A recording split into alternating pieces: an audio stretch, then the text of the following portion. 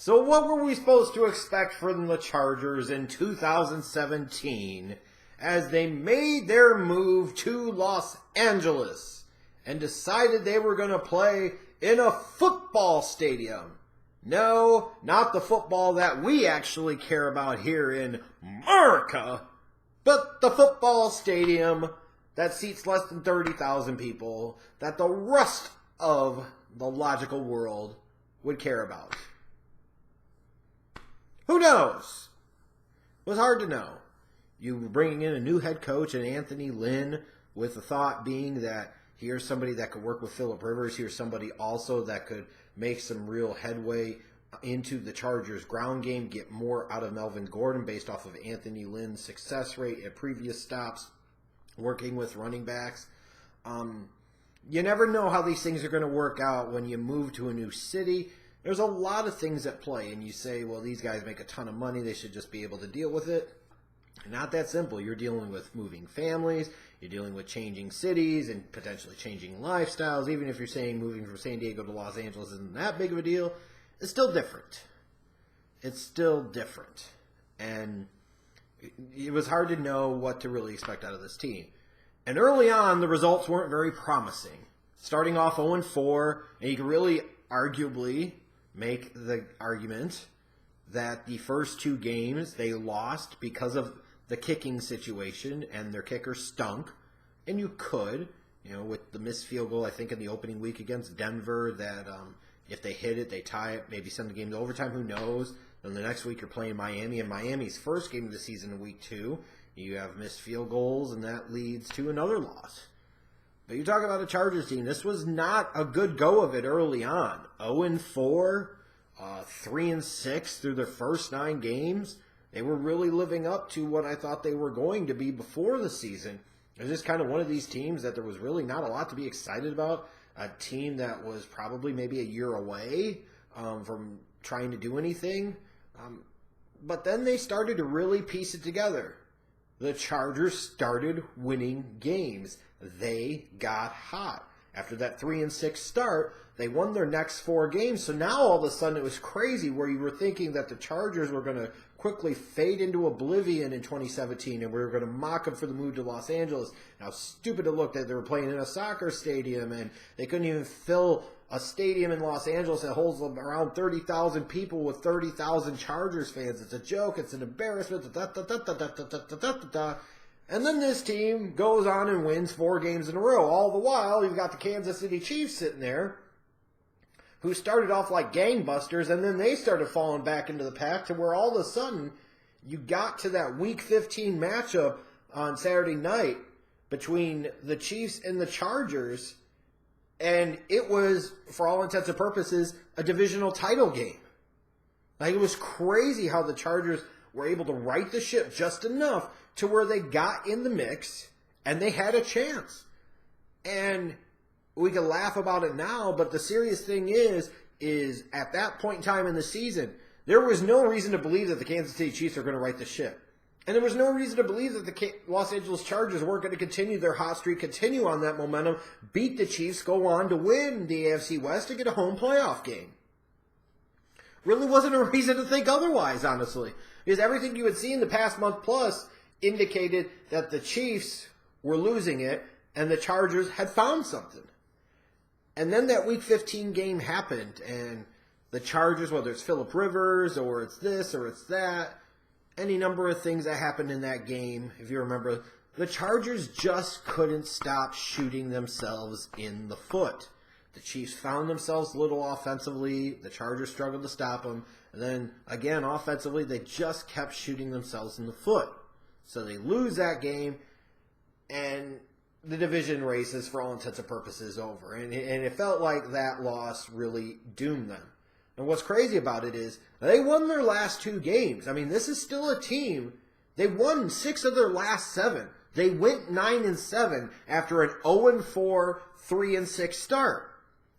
You're talking about a team that came this close to getting into the playoffs after an 0-4 start, which has rarely happened. I think the percentage is very small. It's only a handful of teams that have done it since 1990. And the Chargers came this close.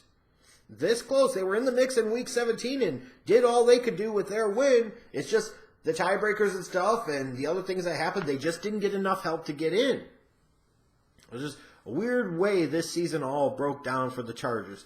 The one game they really, truly needed to win, they didn't get the job done. But that doesn't necessarily mean it's a disastrous season either. Because again, under a first-year head coach, it went 9-7. Phillip Rivers had a really good year, 4,500 yards passing, 28 touchdowns, only 10 interceptions. Melvin Gordon had almost 1,600 all-purpose yards, 12 TDs. Keenan Allen, comeback player of the year easily, 102 receptions, almost 1,400 receiving yards, including that 3-game stretch, if you remember, where he was the first player in NFL history in 3 consecutive games to have 10 receptions, 100-plus yards, and a touchdown catch.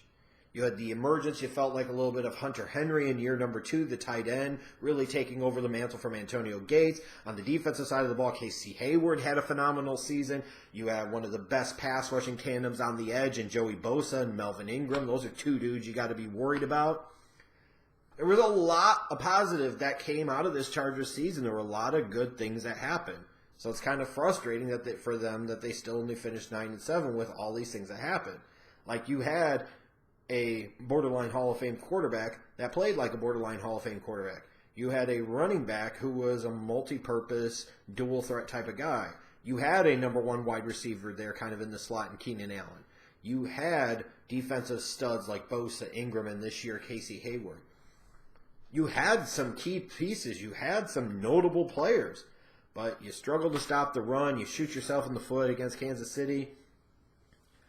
Just wasn't enough. So going into this offseason, now they are starting to establish themselves in the Los Angeles market. I say establish themselves in theory. Have they really established themselves in the Los Angeles market? Not so much.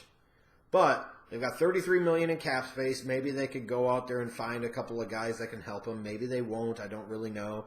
One other thing to know, I'm not officially sure if this is true or not. I would think that was Antonio Gates' last season. And if it was, man, time goes quickly. You realize that. You get old. And we've seen Antonio Gates' entire career now, from being a player at Kent State, going to the Elite Eight, being an undrafted guy, getting a shot in the NFL as a tight end, and going on to have a Hall of Fame career. He didn't block, but he didn't need to because he was a stud for years at what he did. One of the best receiving options at the tight end position in NFL history. I just want to make sure I called that out. If it was Antonio Gates' last run, it was a lot of fun. And, you know, he shows you that sometimes you can't measure heart and determination and other things and the will to want to become the best you possibly can be. Antonio Gates is a great story, man. Didn't even play college football. Was a power forward on his basketball team. That went to the Elite Eight. Undrafted. Becomes one of the most prolific pass-catching tight ends in NFL history. It's crazy. And it's so important for us when we think ahead to the NFL draft. It's sometimes so important for us to remember that we don't always know. Sometimes you just don't know. And you look at Joey Bosa as a perfect example. I wasn't that huge on him because I had concerns about his effort level and his hustle, his will to, his want to. And he's been every bit as advertised what he was supposed to be the first 2 years coming out of Ohio State here for the Chargers. He's been absolutely incredible. He didn't fall off in year 2. He got better. He got quite a bit better, I feel like. And you know, you look at Bosa, it's just, I still had a first-round grade on him, so don't hammer me that much for that 2016 draft class. And you look at some of the other players and where I had them ranked, I really wasn't that bad, especially with some of the names at the top. But Bosa was one that I wasn't as high on as others were, and I was wrong. And I can admit that I was wrong. And think about it this way, though. A lot of Chargers fans, Chase Oliver, many others, weren't very excited when the Chargers took Bosa at number 3. There were questions about the schematic fit. There was questions about whether, he really had the want to, if he had issues off the field. There are all these questions and concerns, and a lot of Chargers fans were pissed about that pick. A lot of people knocked that pick. They ain't knocking it now. Sometimes you think you know, and you just don't know. And for a lot of us, when it came to Bosa and the Chargers taking him at number 3 in 2016, the truth is we didn't know. We just didn't know. So, looking ahead to the Chargers and the draft in 2018, they've got a pick in each of the 7 rounds. They're picking 17th overall in round 1. What do they need? I would say you look first defensively at the front 7. I feel like, especially with the conversion to the 4-3, you've got Bosa, Ingram on the outside. You're set there. Sure, you would like some depth, but that's more of, if you have a great talent fall into your lap in a position you shouldn't be, then maybe you think about taking them there, because then you can move Bosa around or whatever the case might be.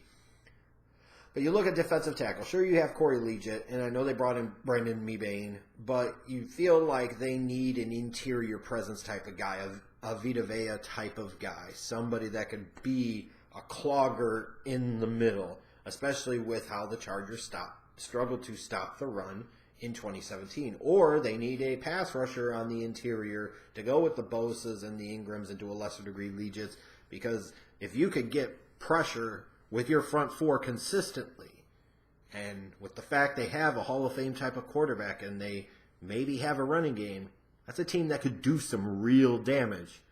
Because if they can run the ball in the 4th quarter, if they can make first downs in the 4th quarter offensively, and they can rush the passer in the 4th quarter, then the Chargers could beat a lot of folks in 2018.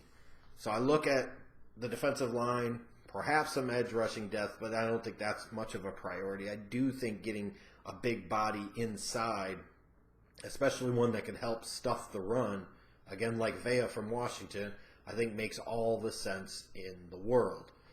Then I feel like they need some help at the linebacking position. The simple truth of the matter is, I can't name the 3 Chargers starting linebackers. Is Jatavis Brown one of them? I honestly don't know who the hell the other 2 are. And maybe that's shame on me for not making it a point to remember, but maybe that is also an indication of they could use an upgrade there. There's nobody at that linebacker position I feel like you write home about for the Chargers. There's nobody there that you say, oh my God, that's a stud, that's a difference maker. They could use the difference maker at the second level of their defense. And then I look offensively, a young quarterback behind Phillip Rivers. I mean, are you going to groom Cardell Jones to be the heir apparent? And based off of the position they're at pick 17, could this be the time that the Chargers look ahead to the future and they want to make a big splash by getting a guy that could be that long-term replacement for Phillip Rivers? Be interesting to see. I feel like they could still use some help at wide receiver, not necessarily something they need to address in round 1, but the truth is even if Keenan Allen plays at a similar level next year, and you get absolutely anything at all out of Mike Williams, your first-round pick here from 2017 and 2018, you still need more talent at that position, it feels like, because it still feels like the talent cupboard is kind of bare.